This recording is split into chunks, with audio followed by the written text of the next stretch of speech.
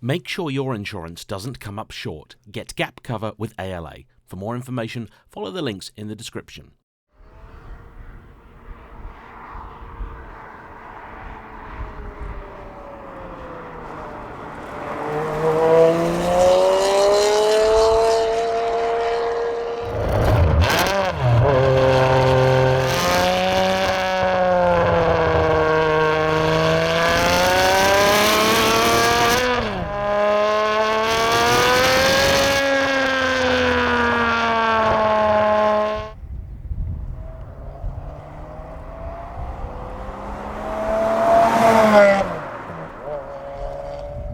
Hello everybody. Funny thing, fashion, you live long enough and you realise it's cyclical, because 30 years ago, the stuff that when you were a kid was the bee's knees, 20 years ago you would not have been seen dead in, and now you really wish you'd kept because it's worth a fortune. And it's not just the clothes we wear, no, the cars we drive are subject to it too. And not just entire cars either, but sometimes parts of them. More specifically, the gearbox. Because when cars like this, the Ferrari 599, were new, people were all about that fancy pants automated manual F1 box, which Ferrari brought to the world in 1997 with the 355. But today, the buzzword is manual. That is in spite of the fact that sometimes it's not actually the best gearbox. Now, there are certain cars like the Aston Martin DBS, the Ferrari 360, where you've got plenty of both to choose from. But there are then other cars where one option was dominant, and it is perhaps never more extreme than in this, the 599. Because of the several thousand cars that Ferrari built, only a tiny handful, possibly fewer than 20 cars, ever left the factory with this 6-speed. But is it actually that good? Because those in the know say it isn't. Today, I get the extraordinarily rare opportunity to drive a car which has made the transition from F1 to manual, and in the process aimed to fix some of the flaws of the original. So today we're asking the question, now near 20 years after the model debuted, is this the way to best enjoy a 599?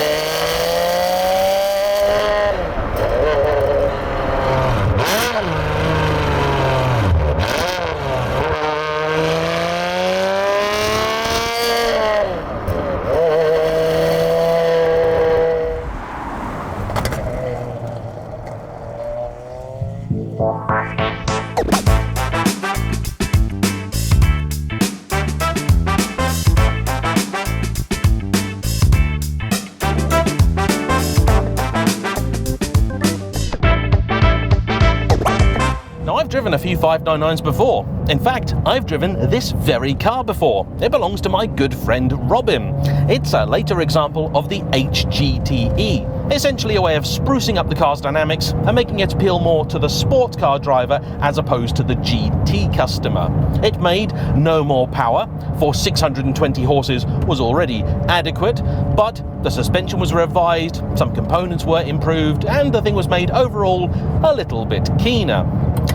And, perhaps ironically now, one of the things that Ferrari did change was the F1 gearbox, which for all UK-bound 599s was fitted as standard, and in the HGTE was made even sharper. I think it's actually not a bad thing. Perfect? No. But it is characterful.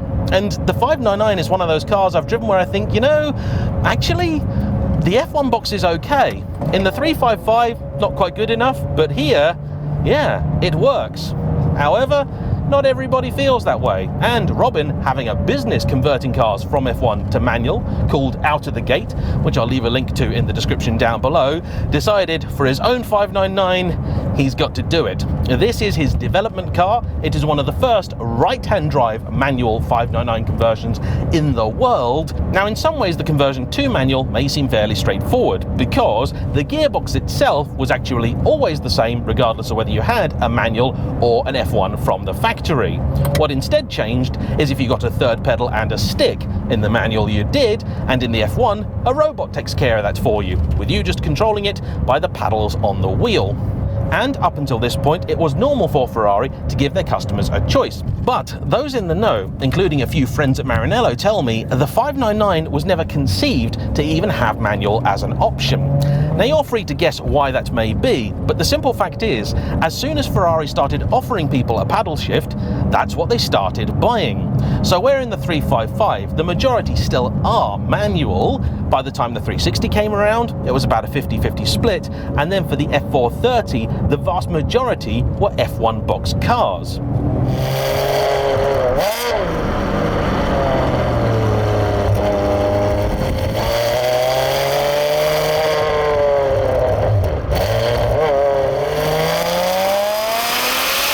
And with most manufacturers, the general rule was that the more expensive the car, the more likely the customer would want an automatic. So for this, their two-seater flagship, I think Ferrari thought, well, nearly nobody's going to buy the manual, so why bother offering it? But someone somewhere said, nope, we do have to build it, and they did. But perhaps predictably, very few people even asked for it. And I've spoken to a few that have driven one, and they've all told me it's terrible.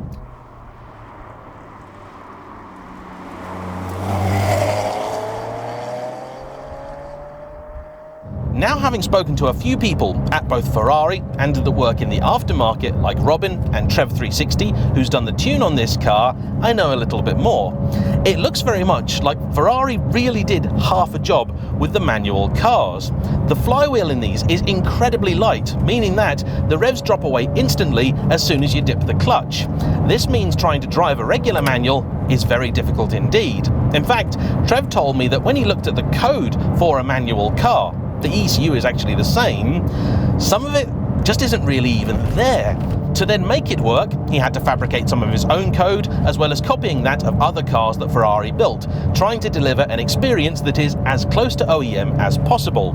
Robin, meanwhile, has done all of the hardware, and much of this center console is bespoke to the manual cars, as of course are the pedals, which now have very little space between the throttle and the brake. This is normal for an old school Ferrari. As an aside, this car also now has Fiamengi 6-into-1 headers, a Fiamengi X-pipe, but at the back the regular HGTE exhaust. It's currently in quiet mode, but still makes a nice noise. You put it in race and it'll wake the dead. And you want to hear that, don't you? Alright, as we're in the middle of nowhere, I'll give you a quick blast.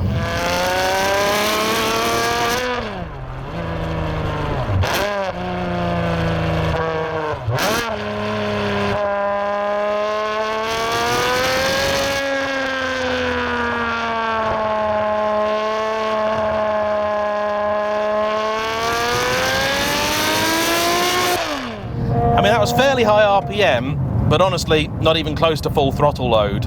These things are quick. This one now allegedly makes even more power than ever before, but honestly, this is not the road or the conditions to try and find that kind of thing out. What I'm more interested in is this gearbox. And first off, I gotta say, kudos to Robin, this looks completely OEM. If I didn't know, I wouldn't know. And even things like the fact there is still the window on the dash for the gear indicator, well, the real factory manual cars, they had that too.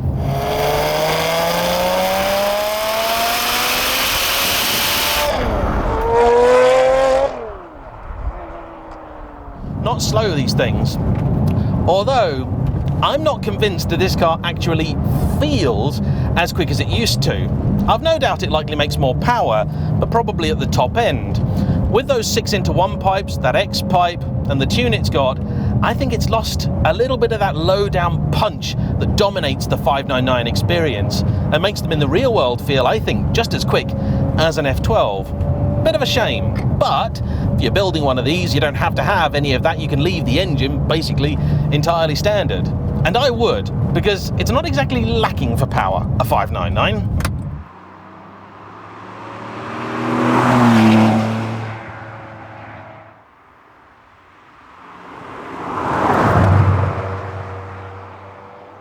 And just in case you haven't seen any of my reviews of one of these before and you want to know about them, well, they're very fast. Steering's not particularly brilliant or feelsome. They're a little bit wild, and you do have to give them masses and masses of respect. so I'm going to. But I'm also going to try and enjoy the thing.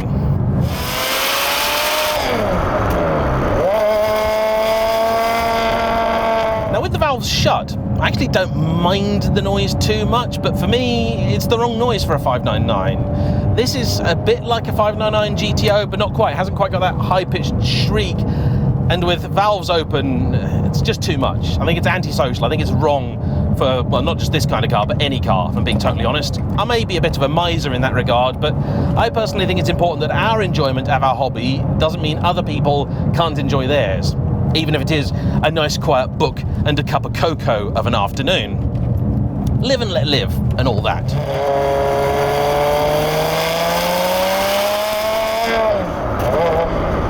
Robbins is not the first manual 599 that has been converted, but others have used cables for their shift, which will likely never deliver the correct feel. The factory setup uses rods, as does Robbins. What he has done is then used a modified damper block setup, closer to what Ferrari themselves did for older cars like the 550.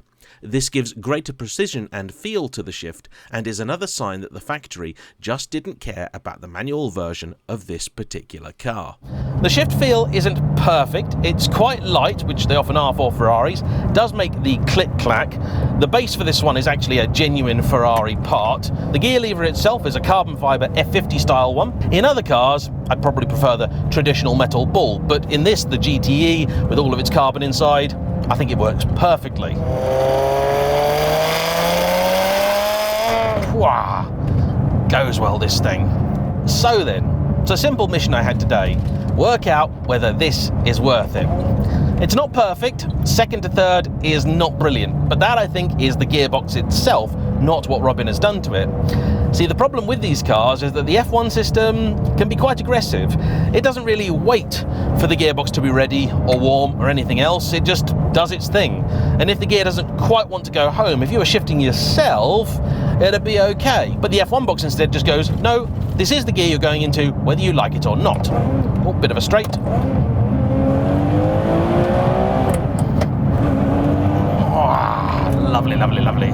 With this now being a manual, you can manage the shifts and preserve the life of the gearbox. In this one, third feels the exact same way as my 550 would when it's cold. It's not broken, it's just finicky early in the morning, and you have to treat it with care. Get it warm, and it will greatly improve. As you can probably tell, I didn't exactly have a nice sunny day to test the car, and Ferrari manuals never work well in these conditions. That's just how they are. Upshifts in this are now absolutely fine, though downshifts you've got to time absolutely right. That flywheel is still as light as it always was, and so when you put your foot down to give it a little blip, it gets up there pretty quickly. But I kind of enjoy it. I'm relishing the challenge. This is what driving a proper Ferrari should be all about. Now, having driven a few of them, I think if I had a regular 599 with the F1 box and it was all working, I'd probably be tempted to keep it, particularly if I had the HGTE, which is definitely better, really nice, fast, crisp shift.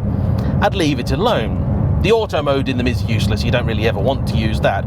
But if I had a car, there was an issue, even something small, like the clutch going, which, alright, not really small in a Ferrari, is it? But if we needed to do work, I think without hesitation, I would get Robin to manual convert. And though it's not a cheap process, it's not particularly time consuming, he's done a few now of different cars, and it will definitely add some value. Will you get all of your money back? Potentially. With a 599, manuals are so rare of any kind, I think there's a good chance you actually could get back all of your cost. In other cars, say like an F430, well, manual swapped cars will never command the same premium as a factory one, nor will they for this. And to be honest, if you pay $500,000, I don't care what it is, for a manual 599, you need your head examined. It's just not worth it. But I do wish Ferrari themselves had built this. You know, it's good. It does actually suit the car. I was kind of worried this would have too much power to really enjoy with a manual, but it doesn't. It does add a layer of interactivity with the thing, and it makes the noise. It's good, this. And Robin's done an amazing job. And here's something. The 599 for a very, very long time has been a criminally undervalued car. I see nice examples trading hands for £65,000, and a big part of that, I think, is the gearbox. People are afraid of it, or people just don't like it, even when they haven't tried it. This now adds a whole new dimension to it. And maybe it's because of this that 599 values are finally going to start rising. Maybe they won't, who knows? There's lots of other reasons to not like a 599, but right now, I can't think of too many of them. Anyway, I want to say a big thank you to Robin for letting me drive yet another one of his cars, and as ever, to you for watching. Don't forget to hit the like button, comment down below, subscribe if you haven't already, and I'll see you for the next one. Bye-bye.